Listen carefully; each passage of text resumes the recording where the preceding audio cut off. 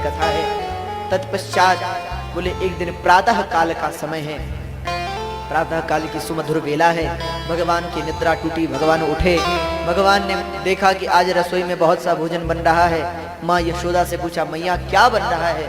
माँ यशोदा ने कहा, पुत्र 56 प्रकार का भोग है। कन्हैया बोले, मेरे लिए? माँ ने कहा, नहीं नहीं, तुम्हारे लिए नहीं है। तो किसके लिए है? मैया ने कहा, बोले ये इंद्रदेव, भगवान इंद्र की पूजा के लिए है। कन्हैया बोले, ये भगवान इंद्र कौन है? हमने इंद्रदेव तो सुना था, पर अब भगवान इंद्र, इनका प्रमोशन कब से हो गया? भाई भगवान तो दो ही हैं, एक शंकर जी और एक भगवान नारायण। अन्य तो सब देव हैं, ब्रह्मदेव या कहें इंद्रदेव, चंद्रदेव, ये सब देवता हैं। भगवान ने कहा, ये भगवान कब से बन गए? माँ ने कहा, लाला तू अपने पिता के पास जा, उनसे पूछ, बाबा के पास जा। तब तो कन्हैया नंद बाबा के पास आए, हाथ जोड़कर कहा, बाबा ये भगवान इंद्र कौन है? तो बाबा नंद कहने लगे, परजन्यो भगवान इंद्रो मेघस्तस्यात्ममूर्तयः ते विवर्षन्ति भूतानि प्रीणनं जीवनं पयः। भगवान इंद्र जो बरखा बरसाते हैं, बारिश होती है, और यहाँ पर भी बहुत कृपा चल रही है।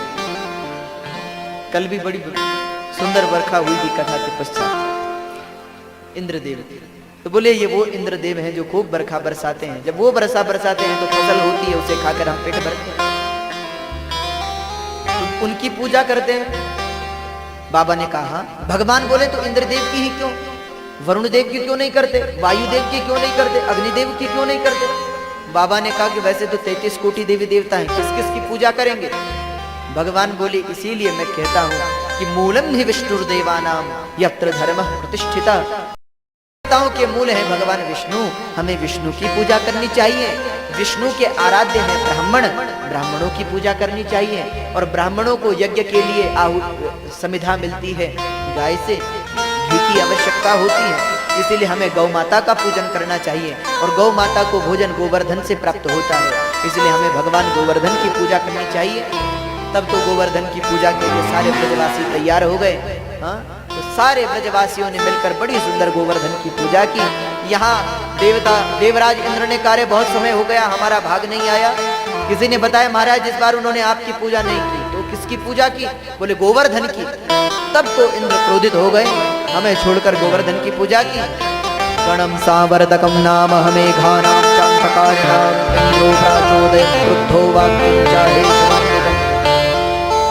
सावर्तक नाम के मेघों को भेजा, जाओ बरखा बरसा दो, पूरे ब्रजमंडल को डुबा दो। हाहाकार मचा। तब तो सारे आप ही रक्षा करो। तब तो भगवान ने कहा, चिंता न करो, अब गिरि गोवर्धन रक्षा करेंगे। सब गोवर्धन महाराज के पास पधारे। आज भगवान ने गिरि गोवर्धन को अपनी कनिष्ठिका पर धारण कर लिया। सारे ब्रजवासी गोवर्धन के नीचे आ गए। बरखा करते इंद्र थकेंगे, हानि तनिक न होगी। भगवान ने 7 दिन 7 रात्रि तक 7 वर्ष के बालक को, 7 वर्ष के लाज को अपनी कनिष्ठिका में भगवान ने धारण कर रखा। किसी ने पूछा, एक दिन तो चौथे दिन की बात थी, ब्रजवासी बोले, प्रभु आपके हाथ में दर्द हो रहा होगा, अपना हाथ हटा लो। भगवान ने कहा, तो इसे कौन उठाएगा? ब्रजवासियों ने कहा, इसे आपने थोड़ी, इसे तो हमारी लाठियों ने उठाया है। तो भगवान ने कहा, अच्छा। तो भगवान ने जो हाथ हटाया तो सारी लाठियां टूट गई। ब्रजवासी चिल्लाए, प्रभु बचाओ।